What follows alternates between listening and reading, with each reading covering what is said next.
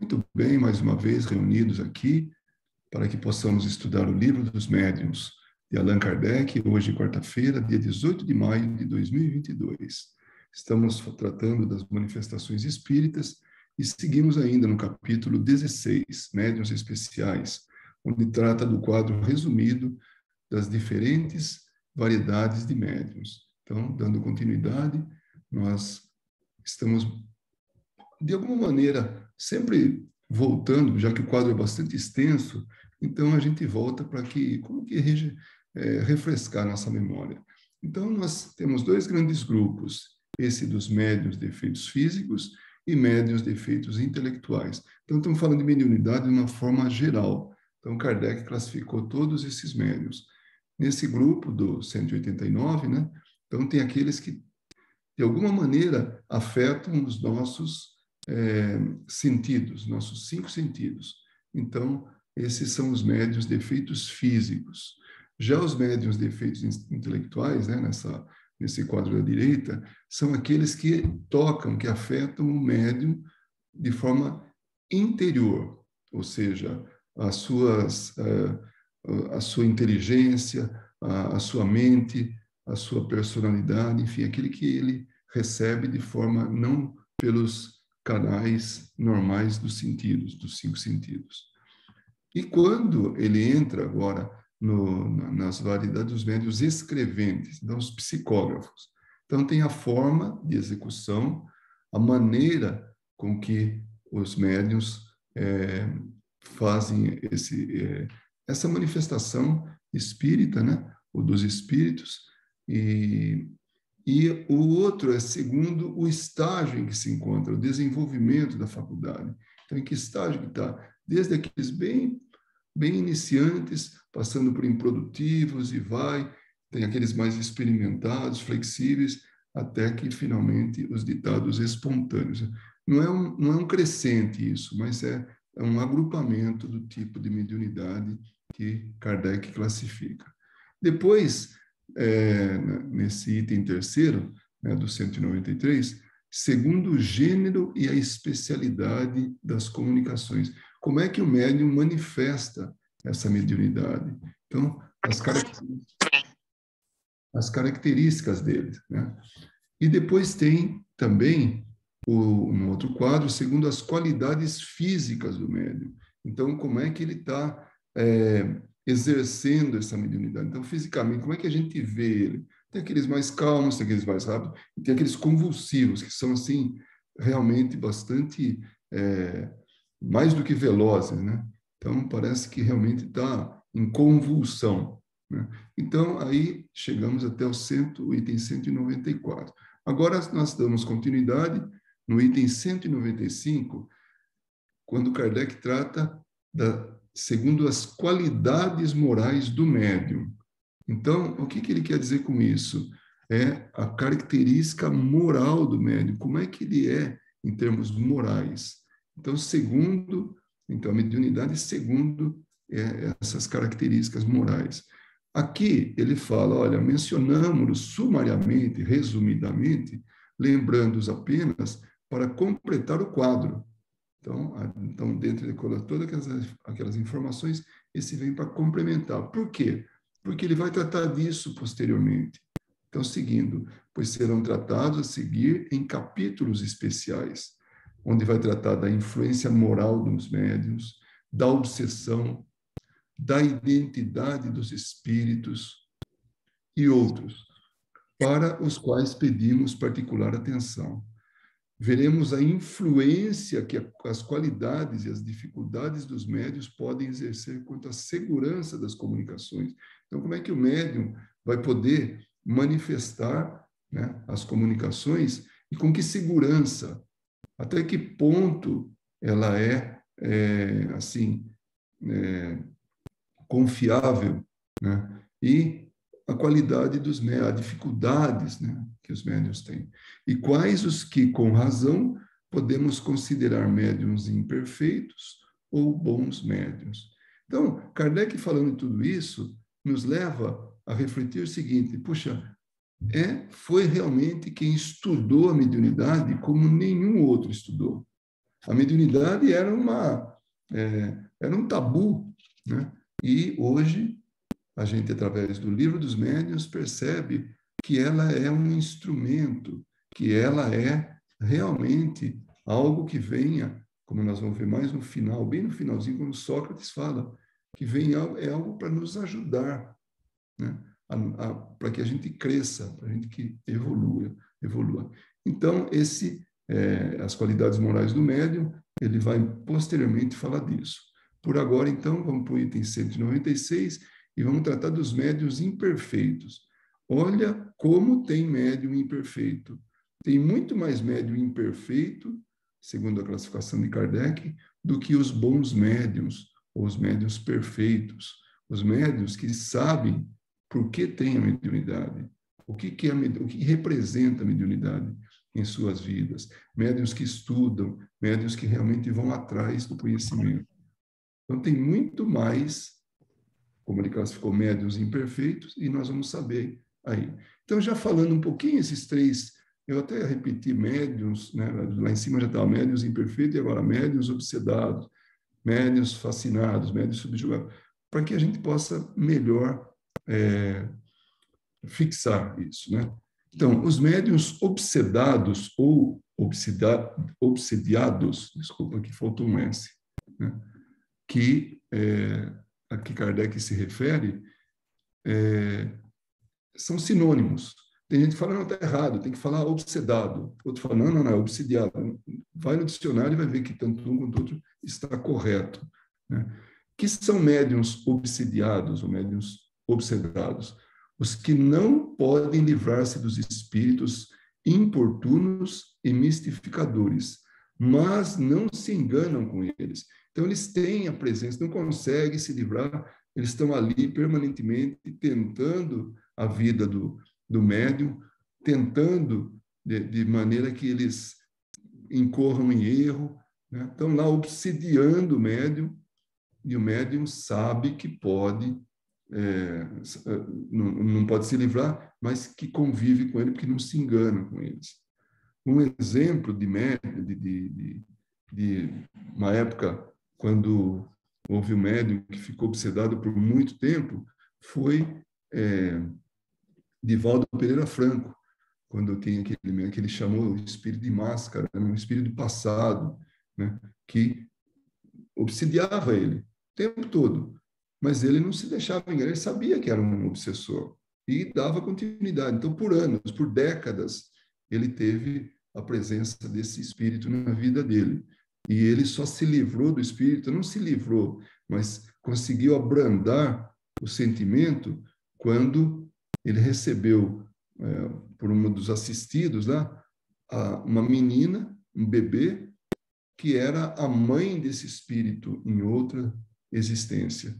Então, a partir dali, ele tomou realmente consciência de que o Divaldo estava mudando, estava se esforçando por mudar, porque até então ele não tinha prova nenhuma, ele só falava que era da boca para fora. Quando ele recebeu aquela criança, que não era nada atraente, que era fraquinha, que tinha todas as suas dificuldades, e ele cuidou com muito carinho daquela criança, que era a mãe desse espírito. Então, é só para ilustrar que o médium obsedado, ele tem a consciência de que tem um espírito importunando ele, mas ele não se deixa enganar. Ele convive ali com aquele espírito, procura mudar. É o que a gente chama de personal trainer, né? Que está ajudando ele a se melhorar. Aí um outro que está dentro dessas obsessões é o médium fascinado. Nós vamos estudar melhor isso, cada um deles. Mas o médium fascinado, os que são enganados pelos espíritos mistificadores. Esses sim são enganados, né? E se iludem com a natureza das comunicações recebidas. Então, esse, diferente do obsedado ou obsidiado, ele não percebe que está sendo ludibriado, não percebe que está sendo enganado pelos espíritos mistificadores. E aí, pronto, já se acha, né? Então, esse é o médium fascinado. Já o médium subjugado vem de jugo, né? Então, quando ele está sob o jugo do espírito, os que são dominados moralmente e muitas vezes fisicamente pelos espíritos maus. Um dos exemplos clássicos de médium subjugado, uma pessoa subjugada, um encarnado subjugado, foi Nabucodonosor, né, que viveu na Babilônia, e ele ficou 7 anos agindo como um animal assim, uma vaca, né? E ele comia nos jardins, ele comia a vegetação ali, porque ele achava que era uma vaca, que era um animal, né, herbívoro. Então, esses estavam dominados, e ele não tem como sair dessa condição. Então, ele está ou moral ou fisicamente dominado, ou os dois. Então, o subjugado está sob o jugo do espírito, né? Tem outro médium também, que é o médium leviano, que não leva a sério a faculdade e faz dela um divertimento para finalidades fúteis. Então, é uma brincadeira na vida dele. Então, a mediunidade que veio para que fosse algo, um instrumento de evolução dele, de progresso dele, está sendo mal utilizado, né? Médiuns indiferentes, aqueles que não tiram proveito nenhum da, da mediunidade, proveito moral das instruções, e não modificam em nada a sua conduta, os seus hábitos. Isso é muito comum em reuniões mediúnicas que não são tão sérias, ou que pelo menos não procuram fazer com que os componentes tenham atitudes sérias, né? São aqueles que vão na reunião, não vão atrás de nenhum conhecimento, de nenhuma melhoria, modificação, nada. Vai lá, faz aquele arroz com feijão dele, dá a comunicação, vai embora para casa, como se fosse a coisa mais indiferente do mundo, mais natural do mundo, ou não tivesse nenhum proveito, absolutamente. Então, são os médiuns indiferentes. Médiuns presunçosos, os que têm a pretensão de estar em relação somente com espíritos superiores. Esse é aquele que, né, se acha, né? Não, eu só dou comunicação de espíritos superiores. São enganados do começo ao fim, né? Porque eles se julgam infalíveis e consideram inferior e errôneo os que não vêm por seu intermédio. Então, qualquer outra comunicação por qualquer outra pessoa, não, é falsa, é inferior, é errada, porque os que vêm através de mim, presunçoso como sou, né, esses são aqueles que realmente são superiores. Então, esses são os médiuns presunçosos. Percebem como a gente está vendo como tem médiuns imperfeitos? E só tem um jeito de consertar isso, é desenvolver humildade e estudar. Não tem outra forma. Então, a pessoa que está se deixando levar por essas enganações, né? Por esses enganos por parte dos espíritos, é porque não tem conhecimento e também não tem valores como esse que a gente falou, de humildade, né? E os médiuns orgulhosos, os que se envaidecem com as comunicações recebidas, acham que nada mais têm a aprender no espiritismo, não tomando para eles as lições que frequentemente recebem dos espíritos. Não se contentam com as faculdades que possuem, querem obter todas. Então, são esses espíritos vaidosos, orgulhosos. E aí, quando ele fala assim, não se contenta com as faculdades, desculpa, é assim, não tomando para eles as lições que frequentemente recebem dos espíritos. Isso é interessante. Um outro caso de Divaldo. Um dia, ele falou para a benfeitora dele, lá, Joana de Ângeles, né? Falou, por que eu não recebo nada diretamente para mim? Os livros, as comunicações, tudo são para os outros. Por que não vem nada para mim, uma orientação, alguma coisa? E aí ela fala, mas você não percebeu que tudo que está sendo escrito é para você? né? Então, tudo aquilo que vinha de ensinamento, tudo era para ele. Então, fechou a boca dele, né? Porque ele queria algo exclusivo. Então, naquele momento, tinha um pouco de orgulho, né? Se puder fechar o microfone, quem tiver perto, porque ele acaba interferindo aqui, né? E fica gravado aí, tá bom? Obrigado. E tem os médiuns suscetíveis, é a variedade de médiuns orgulhosos que se aborrecem com as críticas às suas comunicações. Nossa, esse é terrível. Não dá para falar nada. Falar, olha, cuidado, esse espírito tá mistificando. Você vai ter que realmente avaliar melhor, né? E tudo com jeito, falando nada agressivamente. Pronto, né? Esses são todos suscetíveis, orgulhosos, que não aceitam as críticas, por mais construtivas que sejam. Chocam-se com a menor observação. Quando mostram o que receberam, é para causar admiração e não para provocar opiniões. Geralmente tomam aversão pelas pessoas que não os aplaudem sem reservas, afastando-se das reuniões em que não podem impor-se e dominar.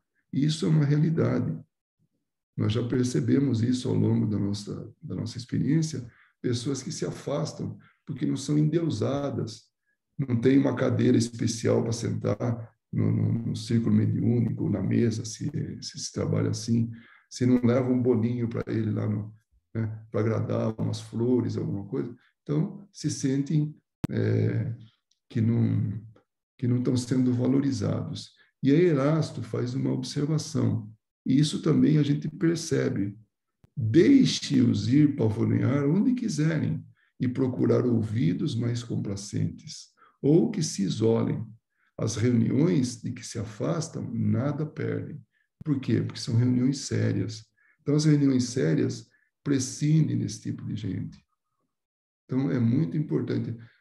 É como uma equipe onde todos têm que estar afinados, todos. É uma grande orquestra, onde cada um tem a sua importância e cada um fazendo a sua parte, e não uma estrela ali que brilha, um craque, como tem no jogo de futebol, né? Onde tudo gira em torno dele. Não, tem mais 10 jogadores ali. Na orquestra tem mais um monte de músicos. E na casa espírita, nos trabalhos mediúnicos, tem vários outros médiuns, que todos têm a sua importância. Então, se tem aquele que quer se pavonear, né? Feito um pavão assim, né? Que vai em outro lugar, vai procurar outra freguesia. E isso vem de Erasto, um espírito evoluído, um espírito superior. Tem os médiuns mercenários, que são esses, aqueles que exploram financeiramente as suas faculdades. Se a gente for ver lá naquele no Netflix, tem lá o caso, tem um médium lá, né? Que é um médium que trabalha na Califórnia, talvez ali na região de Beverly Hills e tudo, porque ali é a meca ali das pessoas que buscam esse tipo de serviço. E ele coloca isso a serviço, né? Ele explora as faculdades mediúnicas. Quem já assistiu alguns episódios, né, vai perceber que ele tem mediunidade, ele escuta os espíritos, e ele fala, e é coerente, as pessoas confirmam. Mas é tão interessante a maneira, porque teve um dia que ele falou que desde criança ele tinha isso, tal, até que um dia ele nunca imaginou, na verdade, que aquilo seria a profissão dele, a carreira, ele usou a palavra carreira, né, dele. Então, esses são os médiuns mercenários, aqueles que exploram economicamente, financeiramente, as faculdades mediúnicas. E isso é algo que a gente aprende todo o tempo. Nós estamos aprendendo isso e vamos voltar a falar disso. Kardec sempre colocou: isso não é meio de ganhar dinheiro. A mediunidade, ela tem que ser feita de graça, tem que ajudar as pessoas. Esse é o objetivo. Então, ela vem para nos ajudar com uma faculdade, que nos leva a progredir, mas não progredir financeiramente, progredir moralmente. Então, a mediunidade é um instrumento de crescimento moral e não um negócio, né? Médiuns ambiciosos, os que, ainda que não venda, que não sejam mercenários, esperam obter com elas outras vantagens. Então, que tipo de vantagem? Projeção, né? Destaque, importância na sociedade. É isso que ele chama de médiuns ambiciosos. E os médiuns de má fé? Eu não sei nem se dá para chamar de mediunidade. Aliás, Kardec fala isso. Não dá nem para dar o título de médium para esse tipo de coisa, que são os que, tendo faculdades reais, simulam as que não têm para dar importância. Então, imagine, a pessoa é médium, e tem alguma mediunidade, mas ela não aplica essa mediunidade, mas sim ela dá vazão ou faz de conta que tem outro tipo de mediunidade para ganhar importância. Então, Kardec fala, olha, não se pode dar o título de médium às pessoas que, não tendo nenhuma faculdade mediúnica, só produzem fenômenos falsos, pela charlatanice, pelo engano, né? Então, esses não são médiuns. Então, ele deixa bem claro, são enganadores. E os médiuns egoístas, os que só se servem de suas faculdades para uso pessoal e guardam para si mesmos as comunicações recebidas. A mediunidade é algo que venha ajudar as pessoas. Então, ela não serve só para o médium, ela também serve para o médium, mas ela deve ser espalhada, espalhada do ponto de vista assim, de dar um final útil, um fim útil para ela, ajudar as pessoas. Então, mas se eu pego tudo isso para mim, então esse ele classificou de médium egoísta. E os médiuns ciumentos, os que encaram com despeito os médiuns mais considerados que eles e que lhes são superiores. Tem isso também. Então, vocês percebam como é que tem mediunidade imperfeita, né?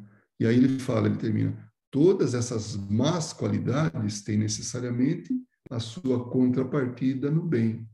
Então, aqueles que agem no bem estão em desacordo com isso, não estão em concordância com esse tipo de mediunidade imperfeita, né? Agora nós passamos para os bons médiuns. Olha como a gente vai ver que são poucos, mas eles englobam muito mais, porque eles são a antítese daqueles que a gente estava, o oposto daquilo que a gente estava vendo até agora. Então tem os médiuns sérios. Quem são os médiuns sérios? Os que só utilizam suas faculdades para o bem e para finalidades realmente úteis. Julgam profaná-las, pondo-as a serviço dos curiosos e dos indiferentes, ou para futilidades. Então, eles falam, poxa, eu não vou profanar a minha mediunidade. Eu não vou fazer isso, um show, né, da minha mediunidade, um show só para curiosos, ou para pessoa que não está nem aí, né? Ou então para futilidades, para matar o tempo. Então, os médiuns sérios são isso, usam para o bem. Essa é a finalidade, né? Útil da mediunidade. Então, quando a gente está falando disso, então está englobando justamente essa qualidade dos médiuns, né? Sérios. Médiuns modestos, né? Que tem aquela humildade, né? Que não se acha merecedor de nada, que não se atribuem nenhum mérito pelas comunicações recebidas, por melhores que sejam. Chico Xavier falava, olha, eu sou só o carteiro, eu só entrego a carta. Não fui eu que escrevi a carta. Então, era a modéstia dele, era a humildade dele. E era o correto. No final das contas, é isso. O médium é um intermediário. Ele não é o agente, aquele que realmente é ativo no processo do ponto de vista assim, de produzir. Ele contribui, sim, com o que ele tem de conhecimento, com o que ele tem de valores, né? E experiências e tudo, as coisas boas. E o espírito se aproveita disso, um bom espírito, e produz um bom trabalho. Mas no final das contas ele fala, isso não é meu. E é interessante que quando ele escreveu os primeiros livros, ninguém sabia como é que funcionava, ninguém sabia nada sobre direitos autorais, não sabia nada disso, né? Era tudo muito simples. E ele assinava as obras. Com o tempo ele percebeu que estava errado fazer isso. Então ele deixou de assinar as obras, os livros que ele psicografava, e punha o nome do espírito. Aí sim, e tinha os direitos autorais, tudo tal, mas, porque isso é necessário, mas tinha um autor espiritual ali, né? Médiuns devotados. Então, acho que a gente não terminou aqui, né? Vou ler de novo aqui, né? Os que não atribuem nenhum mérito pelas comunicações recebidas, por melhores que sejam, consideram-nas como alheias, ou seja, não veio dele, veio de fora, e não se julgam livres de mistificações. E tem essa ainda, ele fica analisando, porque ele não está livre de passar pelas mãos de um espírito mistificador. Longe de fugirem às advertências imparciais, que é o contrário daquele, né, que os suscetíveis, né, eles as solicitam. O que você acha dessa comunicação? Alguém idôneo. Me ajuda a avaliar isso aqui. Então, é isso que ele está fazendo, né? Médiuns devotados, os que compreendem que o verdadeiro médium tem uma missão a cumprir, deve, quando necessário, sacrificar os seus gostos, seus hábitos, seus prazeres, seu tempo e até mesmo os seus interesses materiais em favor dos outros. Nossa, então, cadê minha vida? Não vou ter mais vida pessoal? Vai e deve.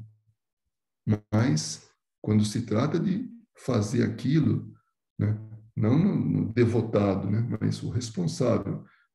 Então, quando ele está, assim, pondo em uso a mediunidade dele, que venha com responsabilidade, tem aquilo por hora marcada. Então, aquilo ele se dedica naquele tempo. Mas tem médium que é o tempo todo. Recentemente eu li o livro que trata da vida de Zé Arigó, nos anos 50. Ele trabalhava de segunda a sexta-feira, direto, desde cedo, tipo 6 horas da manhã, até 9 da noite. Ele não tinha vida própria. Ele se dedicava inteiramente a fazer o bem. Se colocava à disposição do espírito, que na época era o Dr. Fritz, e fazia curas, de manhã até de tarde. Esse é um médium devotado. Então, ele esqueceu os gostos, os hábitos, os prazeres, o tempo e até interesse material, para que pudesse trabalhar a benefício do próximo, dos outros, né? Médiuns seguros, os que, além da facilidade de recepção, né, da recepção do que vai escrever, porque lembrando que tudo isso aí que nós estamos vendo é um capítulo que diz respeito à psicografia, né? Merecem a maior confiança em virtude de seu caráter, da natureza elevada dos espíritos que os assistem, sendo, portanto, menos expostos a serem enganados. Veremos mais tarde que essa segurança nada tem a ver com os nomes mais ou menos respeitáveis usados pelos espíritos. Então, é aquele que sabe, ele tem certeza, ele tem a segurança de estar passando uma mensagem de um espírito elevado. E aí tem uma mensagem de Erasto. É incontestável o bem, e bem o percebeis, que expondo assim as qualidades e os defeitos dos médiuns, se provocará contrariedade e até mesmo a animosidade de alguns. Então, tudo isso que foi falado pode criar até um conflito aí, né? Mas o que importa? Então, o que ele quer dizer com isso? Quem está doído, que se mude, né? Que está incomodado, que se mude. Porque o importante é fazer um trabalho realmente digno, útil, né? a mediunidade se expande cada vez mais. Isso é uma verdade. Antes era um ou outro. Hoje, a gente vê muitos médiuns que ficam ali na surdina, nem comenta com ninguém, que tem a mediunidade, que acaba indo para o centro e desenvolvendo tudo, né? Então, tem muito mais. Lá no Brasil, que a gente tem, para quem está no Brasil, né? Aí no Brasil, quantas casas espíritas tem, quantos trabalhos mediúnicos tem, de diferentes tipos. Portanto, quantos médiuns tem? E de todas as idades. Tem jovem, tem de adulto, tem de meia idade, tem senhores, senhoras já de idade avançada. Então, a mediunidade cada vez mais se expande. Então, não vai dar para negar isso. Realmente, nós vamos cada vez mais percebendo isso, né? Como disse Jesus, né? Até as pedras falarão, né? Que ela estava dizendo isso, que a mediunidade vai ter tanta importância que vai estar em todo lugar, né? E aí fez essa comparação que as pedras falassem. Claro, foi uma figura de linguagem, né? Mas é isso, muitos, muitos médiuns ainda nós vamos ter. E o médium que levar essas reflexões a mal provocará apenas que não é bom médium. Ah, ficou ofendido? Não é bom médium.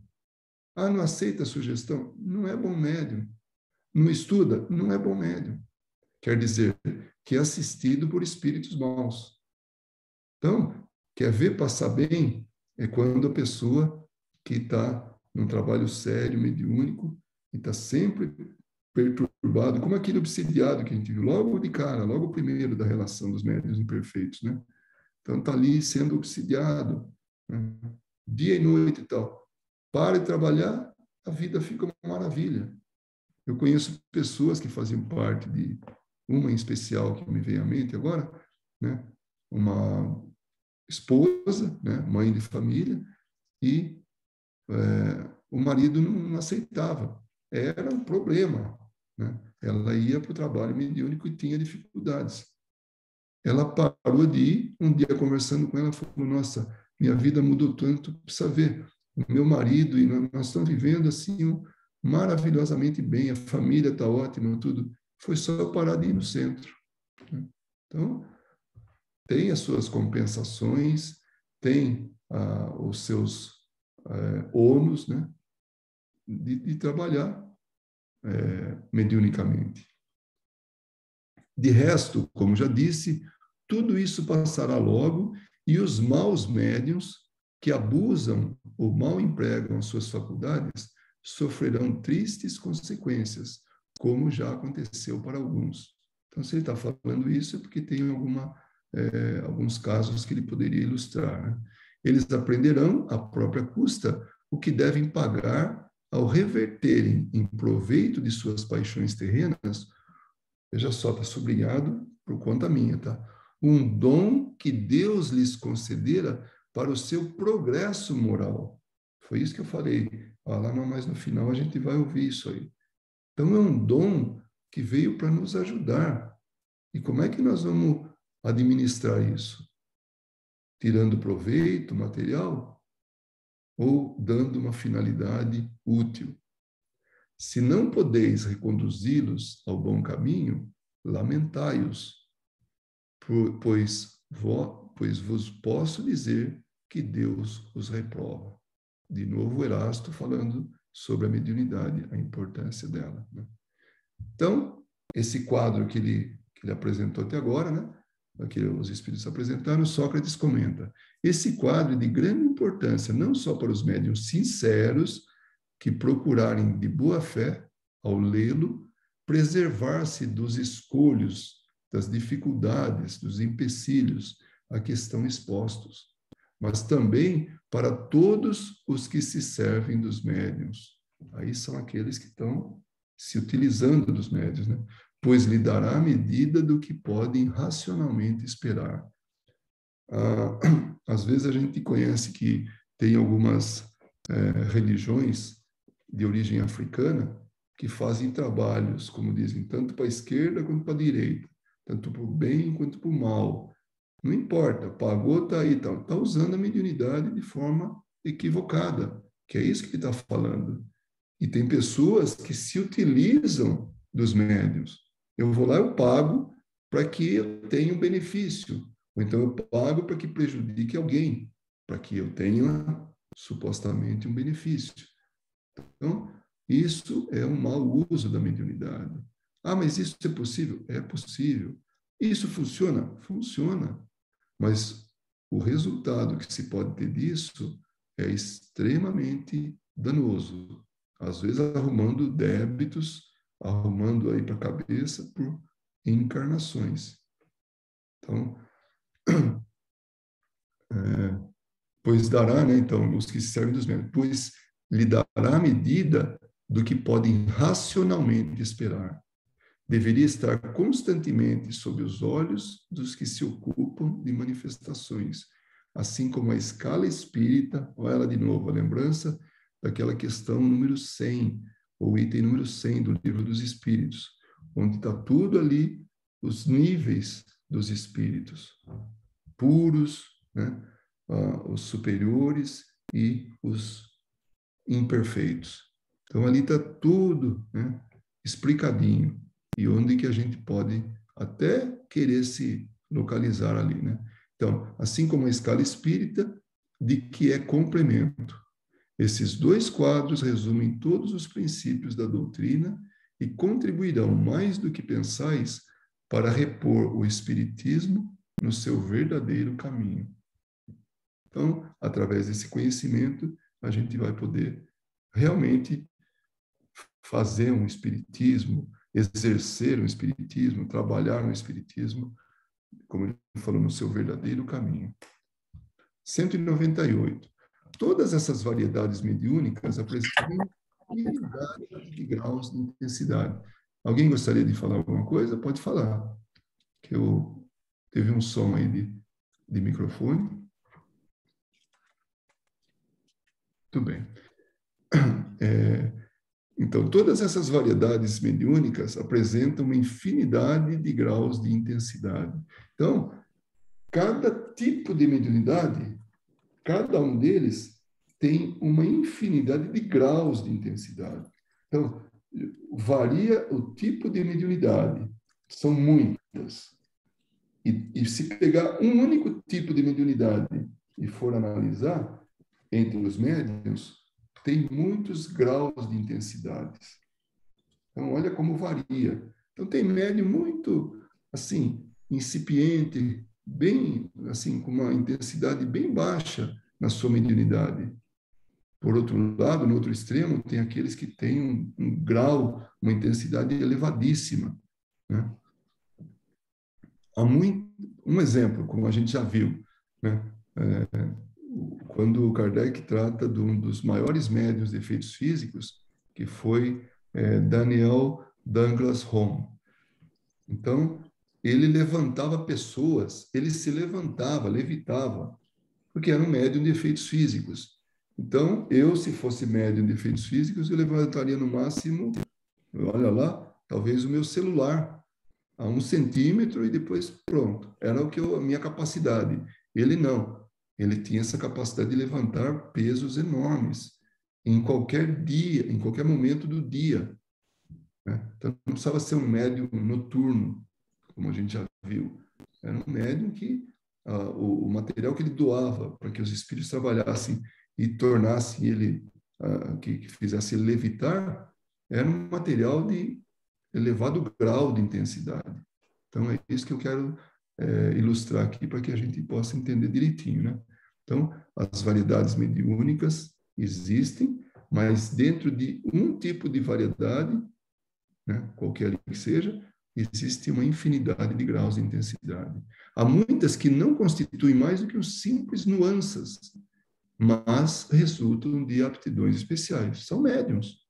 Compreende-se que só raramente a faculdade de um médium esteja rigorosamente circunscrita a um gênero. Então, não tem mais do que o médium pode ter mais do que uma faculdade, mas ele vai falar uma coisa importante. O médium pode ter numerosas aptidões, mas sempre haverá a predominância de uma. E essa é a que ele deve tratar de cultivar, se for útil. Quando Chico Xavier manifestava vários tipos de mediunidade de cura, mediunidade de materialização, mediunidade tantas, né? Um dia chega, Emmanuel se materializa numa sessão de materialização e fala: acabou a brincadeira. O objetivo do médium é escrever livros. E é isso que ele vai fazer. Então, ele ficou, assim, praticamente dedicado a 3 tipos de mediunidade, né? Os livros, a psicografia, as cartas que ele escrevia para as mães, as cartas consoladoras, que também é psicografia, né? E os trabalhos mediúnicos e psicofonia na desobsessão. Basicamente foi isso que a gente tem notícias. Pode ser que ele também fazia algum outro tipo, esporadicamente, ou se manifestava outro tipo de mediunidade, mas as que ficaram mais patentes foram essas, mais visíveis. Então, ele tinha muitos tipos de mediunidade. Diziam que ele era o livro dos médiuns, né, em termos de mediunidade. Todas as mediunidades apresentadas por Kardec, nesse livro que a gente está estudando, ele tinha, né? Mas ele ficou naquilo que era mais útil, naquilo que ele veio para fazer nessa encarnação. É um erro grave querer forçar, de qualquer maneira, o desenvolvimento de faculdade que não se possui. Não adianta. É que nem jogar bola. Eu não sei jogar bola. Eu posso treinar, máximo, treinar muito, mas você é um jogador medíocre, né? Não vou ser um craque, porque eu não nasci com essa habilidade. Assim é a mediunidade. Então, se eu não possuo a faculdade, não adianta insistir. É necessário cultivar as que se possuem em germe, que a pessoa tem lá uns resquícios, umas indicações, né? Os indicadores que tem. Mas buscar outras é, em primeiro lugar, perda de tempo. E, em segundo lugar, pode ser a perda e até seguramente o enfraquecimento dos que já existem e que já possuem, né? Quando, eu venho Sócrates, né? Dizendo, quando o princípio ou germe de uma faculdade existe, ela se manifesta sempre por sinais inequívocos. Está na cara, né? Eu não sei se a Marina está aí, e ela fez uma pergunta quando a gente estava numa live, né? Estava falando sobre psicografia. Um médium psicógrafo, Orlando Noronha, Carneiro, e ele estava falando, né? E ela fez uma pergunta, eu vi a pergunta, mas não foi colocada. Ela falou: quando que a gente sabe que é nosso e quando não é, né? Porque tinha muitas perguntas, não deu para responder todas. Na verdade, eram 2 temas, só deu para tratar de um. O segundo ficou com a posteridade, aí, né? Mais para frente fazer. Então, quando que é, quando não é? E é isso aqui que Sócrates fala. Ela se manifesta sempre por sinais inequívocos. Então, de um jeito, se o médium avaliar, fala: não, isso não é meu. Não é meu. Eu tenho certeza que não é meu. E isso vem mais e mais com a prática. Limitando-se à sua especialidade, o médium pode aprimorá-la e obter resultados. Ocupando-se de tudo, nada conseguirá de bom. Note-se de passagem que o desejo de estender indefinidamente o âmbito de suas faculdades é uma pretensão orgulhosa que os espíritos jamais deixam impune. Então é isso. Ah, tem uma orquestra, eu quero tocar todos os instrumentos. Não dá. Tem uns que vai ser difícil, você não vai conseguir. Não, mas eu vou me esforçar. Tudo bem, esforça. Você pode até perder outras habilidades. Tal atenção que você vai dar para aquela que você não está conseguindo ser bom, né? Então, assim com a mediunidade. Os bons sempre abandonam os presunçosos, que se tornam joguete de espíritos mentirosos. Isso é uma verdade. O propósito nosso atrai o tipo de espírito conforme esse propósito. O propósito é bom, é útil, nós atraímos espíritos bons, bem intencionados, elevados. Se o nosso propósito é mau, nós vamos estar atraindo espíritos do mesmo teor. Isso é lei das afinidades, não tem jeito. Não é raro ver-se, infelizmente, médiuns que não se contentam com as faculdades recebidas e aspiram, por amor próprio ou ambição, a possuir faculdades excepcionais, capazes de os tornarem famosos, que é aquela ambição que a gente viu lá, né? Essa pretensão lhes tira a mais preciosa qualidade, a de médiuns puros. Vai estar sempre sendo enganado, né? 199, que deve ser o penúltimo slide, né? O estudo das especialidades dos médiuns é necessário, o estudo das especialidades dos médiuns é necessário não só para eles, mas também para os evocados, os espíritos. Então, não é só para o médium. Então, o espírito estudando, ele vai estar se aprimorando, não só para o lado dele, mas dos espíritos também. Segundo a natureza do espírito que se deseja chamar e as perguntas que se quer fazer, convém escolher o médium mais apto. Dirigir-se ao primeiro que se apresentar é expor-se a receber respostas insatisfatórias ou errôneas, porque não é a especialidade do médium. Olha só como é que é um exemplo que Kardec vai fazer. Vai fazer uma analogia, uma comparação. Façamos uma comparação com os fatos comuns. Não se confiará uma redação, nem mesmo uma simples cópia, ao primeiro que se apresentar só porque sabe escrever. Não, eu sei escrever, deixa comigo, né? Eu vou escrever. Não, sabe escrever, mas e a qualidade do que ele vai poder oferecer, né? O músico deseja executar um trecho de canção que compôs, né? Tem à sua disposição numerosos cantores, todos hábeis, mas não escolherá por acaso, ao acaso. Para seu intérprete, buscará aquele que, pela voz, pela capacidade de expressão, por todas as qualidades, enfim, corresponda melhor à natureza do trecho. Os espíritos fazem o mesmo no tocante aos médiuns, como o devemos fazer com os espíritos. Percebem? Habilidade, capacidade, talento. Então, assim como para aquele que faz a redação, para o músico, né? Também para o médium, funciona igual. Então, trazer um espírito evoluidíssimo, que dê uma comunicação através de um, de um médium aí meia boca, ele não vai representar tudo que o espírito quer dizer. Vai parecer assim, falar, isso deve ser mistificador. O espírito não sabe nem escrever. Imagina. Na verdade, é o médium que é ruim, é o instrumento que é ruim.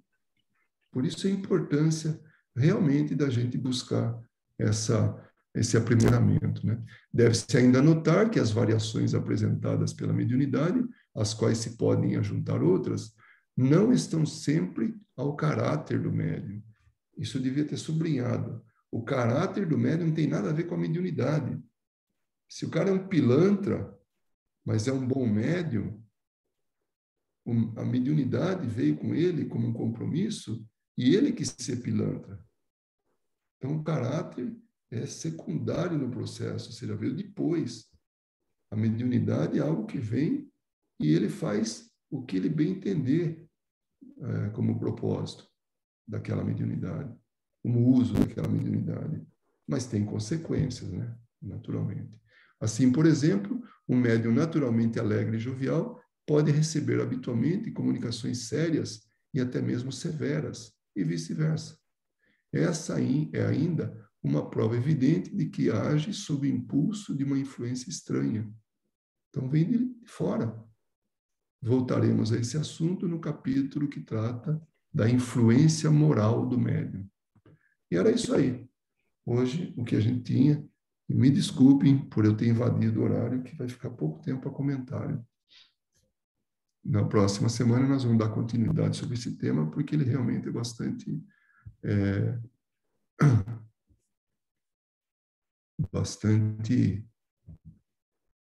longo, né?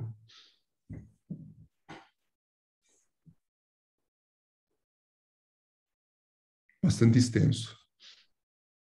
Oi, meninas. Interessante, eu acho bastante interessante, porque dá um nome Dá nome aos bois, né? Isso mesmo, isso mesmo. Sabe, Kátia, como eu falei, não tem realmente ninguém que fizesse um tratado sobre mediunidade como Kardec fez no Livro dos Médiuns. É algo assim realmente que é completo. Tanto que algumas pessoas podem achar, falar, mas será que precisava fazer isso? Por perfeito entendimento, sim. E vamos lembrar que, na época que ele escreveu isso, a mediunidade estava em processo de desenvolvimento. Mal e mal, as mesas falavam, através de batidas, através de movimentos. Depois veio a escrita, veio a fala, né? Aí depois vieram outras coisas, a materialização, né, que veio para trazer o espírito, falar de viva voz, presente. Já pensou? Que coisa fantástica, né? A gente ter o espírito. Ah, então não morreu. Não morreu, morre. Mas vem aqui à nossa frente e fala de própria voz. Então, a mediunidade ela foi progredindo, né? E hoje, quantos tipos, né, de mediunidade a gente vê? Luiz, rapidinho, a bateria da Vera tá para acabar. Não sei se você já viu ou ouviu o audiolivro A Cidade dos Espíritas. Eu não sei o autor, mas eu estou sempre ali no YouTube procurando, e é a respeito de médiums aqui, que tem um diretor até diretor de centro, e é uma cidade criada no umbral, para espíritas que faliram ou sabem de tudo, e não faziam. E lá eles chegam até zombar de nosso lar, porque eles falam, na nossa doutrina era André Luiz sempre falando de nosso lar, e olha onde a gente veio parar. É muito interessante. Tá no YouTube, Cidade dos Espíritas, eu não lembro do autor, e tem audiolivro. Não é um audiolivro muito comprido, não. É interessante, eu vou procurar saber a respeito. Olha, quando se trata de espírito inferior, ele pode estar pode ter como característica a moral inferior, mas tem muitos espíritos que são extremamente inteligentes e muito bem preparados em termos de conhecimento, em termos de intelectual, em termos até de manipular forças. Então, a gente, às vezes, é melhor até ficar na ignorância, mas tem espíritos realmente, do mesmo jeito que tem aqui sociedades que fazem tanto mal, né? No plano espiritual também tem. Mas, claro, que não é assim, tudo solto, porque, naturalmente, que tem os espíritos que estão assistindo, que estão protegendo, que estão participando do nosso dia a dia, porque não está solta a coisa, não. Senão, seria um caos, né? Mas, no fim, acabei nem comentando o que você falou, né, Kátia? Mas é isso mesmo. É tudo muito bem, assim, definido. Então, você vê a importância, quando você sabe que tem tudo isso, você se vai desenvolver a sua mediunidade, se vai trabalhar a sua mediunidade, se vai, sabe, trabalhar mediunicamente, então você com certeza vai estar sabendo exatamente a que veio, né? Por conhecimento, né? Por ir buscar esse conhecimento.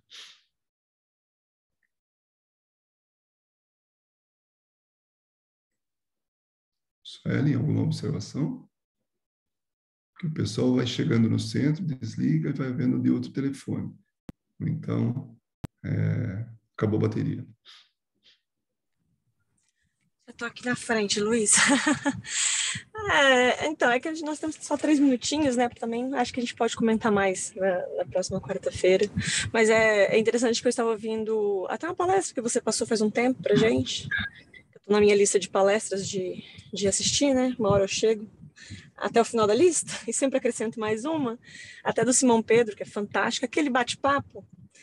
E ele estava falando sobre esta questão, é que você falou a questão obsessiva para o médium, né? Mas ele usava os mesmos termos, né? Que o médium não deixa de ser um espírito encarnado.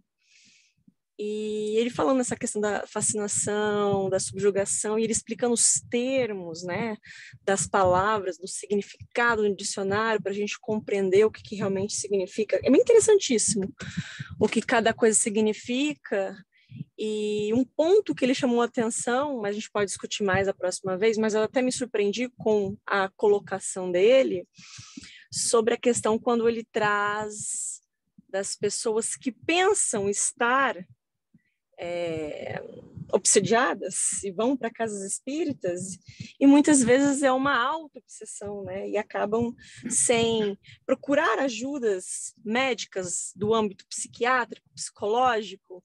E claramente, né, esse tipo de processo também atrai os espíritos que se comprazem com esse tipo de comportamento, mas não é ou não quer dizer que seja uma até ele usou uma palavra, uma obsessão raiz, né, daquilo que vem de antes ou que traz. Então foi muito interessante e foi exatamente o que eu estava ouvindo antes agora, né, de começar o estudo, exatamente a parte por parte que estava falando em relação aos médiums, o que não necessariamente tem que ser um médium, né, porque obsessão ele pode acontecer com qualquer um, seja ele encarnado ou desencarnado. E foi bem interessante essa parte, então, quando as denominações, né, são muito bem esclarecidas, até para quem trabalha com isso e compreender, né, como lidar, como observar, como ajudar, e aí ele entrou também no âmbito do suicídio, enfim, que é uma coisa muito mais abrangente, mas é bem interessante. Mas eu acho que você vai dar continuidade, né, na semana que vem a gente pode dar continuidade a essa ideia. Bom, chegamos ao final do nosso estudo.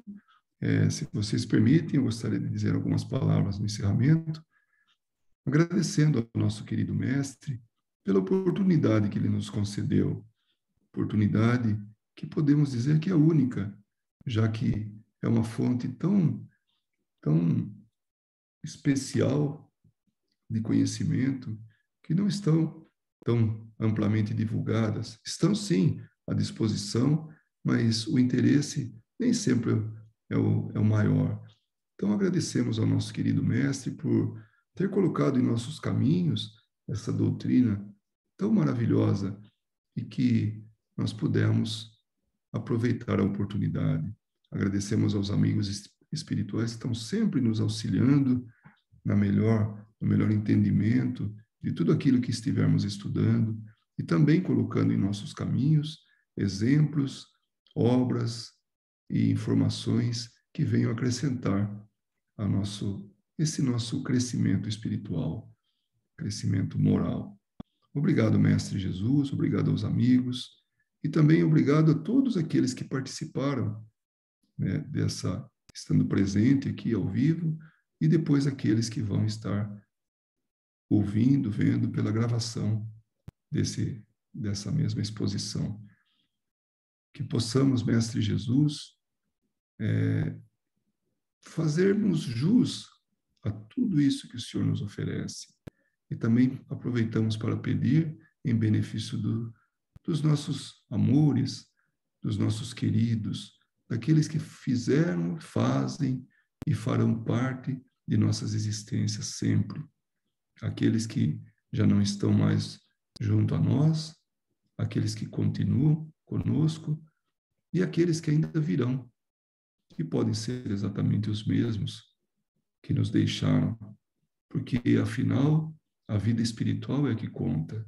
Abençoa todos, sem distinção, Mestre Jesus, mas abençoa principalmente os nossos inimigos, esses que ainda desconhecem o bem e que não podem ainda nos aceitar, e que nós possamos fazer o nosso melhor para aceitá-los.